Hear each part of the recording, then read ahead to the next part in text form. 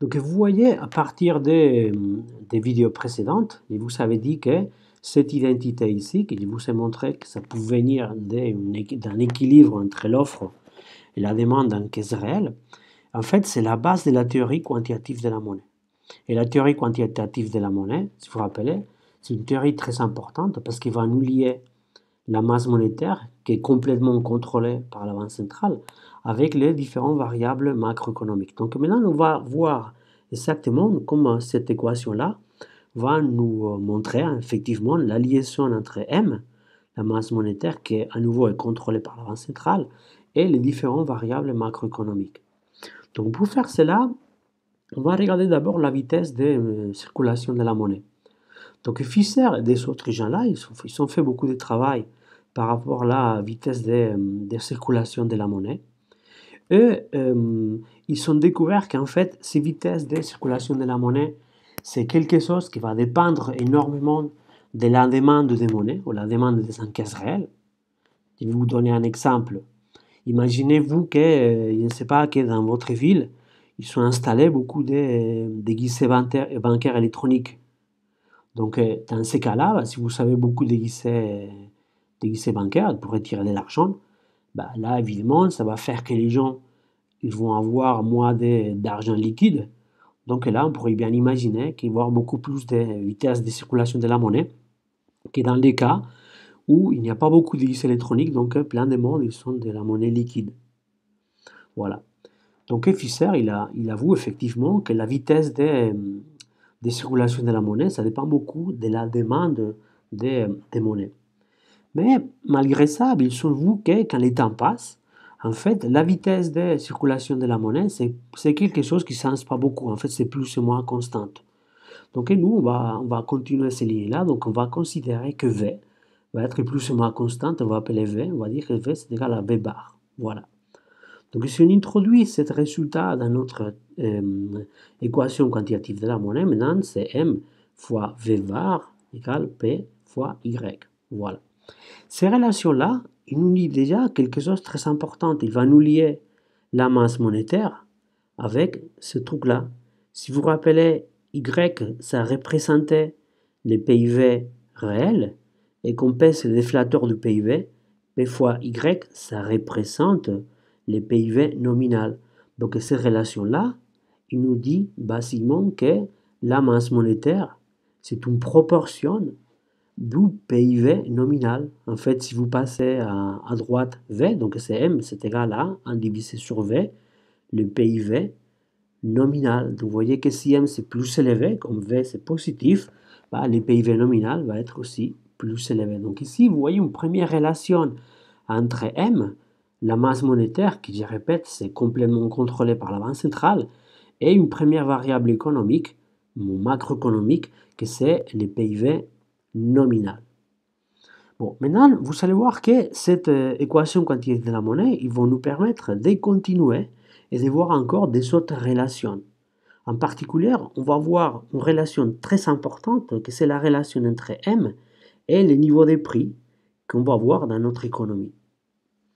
Donc en fait, l'équation quantitative de la monnaie, il va nous montrer déjà les choses qu'on appelle les trois piliers du niveau général des prix. Donc quand on parle du niveau général des prix, on dit qu'il y a trois piliers qui vont nous expliquer, qui vont déterminer le niveau général des prix P. Donc c'est quoi les trois piliers? Donc les premiers piliers, c'est basiquement c'est la production réelle qu'on a dans notre économie, le PIB réel, Y. Tu vois ici dans l'équation quantitative de la monnaie, les niveaux des prix, bah, les autres variables sont bah, le niveau, les PIB réels. Donc, première pilière, les PIB réels.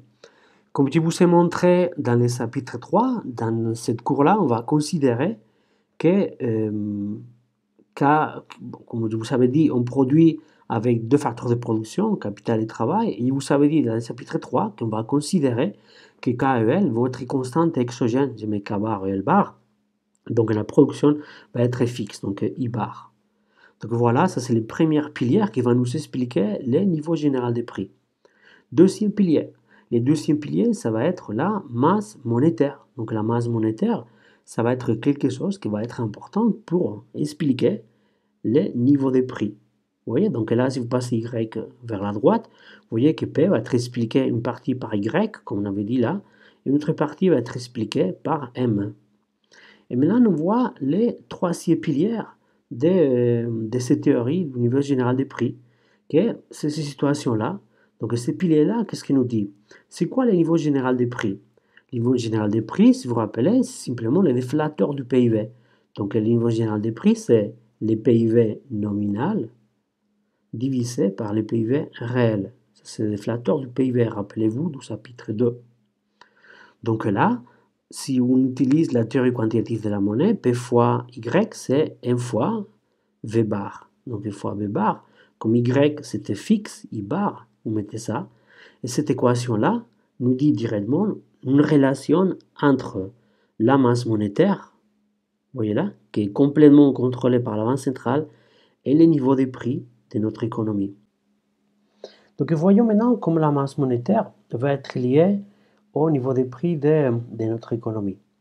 Donc pour voir cela, on part de l'équation quantitative de la monnaie que je viens de vous expliquer. Vous allez voir comment facilement, à partir de l'équation quantitative de la monnaie, on va avoir une relation directe entre la masse monétaire, qui est complètement contrôlée par la banque centrale, et le niveau des prix de notre économie. Donc pour faire cela, on va le faire au tableau. Donc on part de l'équation quantitative de la monnaie, que c'était N fois V égale à P fois Y. Ça, c'est l'équation quantitative de la monnaie. Donc, de cette équation quantitative de la monnaie, on va imaginer que tous ces variables-là, elles pourraient changer avec le temps, pourraient changer d'une année à l'autre. Donc, cette équation-là, si vous appliquez la règle de pourcentage, il vous dit simplement que la variation pourcentuale de M plus la variation pourcentuale de V, c'est égal à la variation pourcentuale de P plus la variation pourcentuale d'Y. Donc, si vous ne vous rappelez pas de la règle de pourcentage, que j'imagine qu'ils ont vous expliqué ça dans le chapitre 3, si vous ne vous rappelez pas, c'est très facile à avoir la règle de pourcentage. Simplement, appliquer log à droite à gauche. Donc, si vous appliquez log à droite à gauche, vous allez voir log de M plus log de V égale à log de P plus log de Y. Donc, si vous faites la différenciation complète de tout ça, parce que ça change avec le temps, la dérivée de ça, c'est simplement, rappelez-vous, dérivée de log, c'est 1 divisé sur M. Donc, vous allez voir, si vous faites la différenciation totale de ça, ça va vous donner variation de M divisé par M plus variation de V divisé par V égale variation de P divisé par P plus variation de Y divisé par Y. Voilà. Si maintenant vous multipliez tous ces éléments-là, si vous multipliez ici par 100, on pourrait le multiplier ici aussi par 100. Là, on pourrait les mettre à l'intérieur. Donc, les choses qu'on va voir ici, c'est simplement, ça va être variation de M divisé par M fois 100 plus la variation de V multiplié 100 égale la variation des prix multiplié par 100 plus variation d'Y multiplié par 100. En fait, ces parties-là, qu'est-ce qui représente? Ces parties-là, il nous dit de combien va changer M. Ça, c'est la variation de M. Donc, il nous dit de combien change M par rapport à M fois, donc c'est la variation pourcentuale de M plus la variation pourcentuale de V égale à la variation pourcentuale de P plus la variation pourcentuale d'Y. Si vous voulez, là, on avait noté cette condition-là, on avait noté cette histoire-là, on les note, on met 3 lignes pour dire que c'est une notation, on les note variation pourcentuale de M. C'est la notation que je vais utiliser exactement la même notation que vous utilisez dans les diapos. Donc, variation pourcentuale de M, cette partie-là, c'est la variation pourcentuale de V. Cette partie-là, c'est la variation pourcentuale de P. Et cette partie-là, c'est la variation pourcentuale de Y. Donc, l'équation quantitative de la monnaie L'unique chose qu'il nous dit, c'est que la variation percentuale de M plus la variation percentuale de V égale à la variation percentuale de P plus la variation percentuale de Y. Donc on va écrire ça de façon plus compacte. Donc si vous voulez, à partir de l'équation quantitative de la monnaie, la chose qu'on peut dire, c'est que la variation percentuale de M plus la variation percentuale de V égale à la variation percentuale de P plus la variation percentuale de Y. Voilà. Donc ça, c'est la règle de pourcentage appliquée à notre équation quantitative de la monnaie. Maintenant, on va appliquer ces règles de pourcentage à notre théorie. Donc, si vous vous rappelez, on avait dit que dans notre économie, la vitesse de circulation de la monnaie, on avait considéré que c'est quelque chose qui était fixe.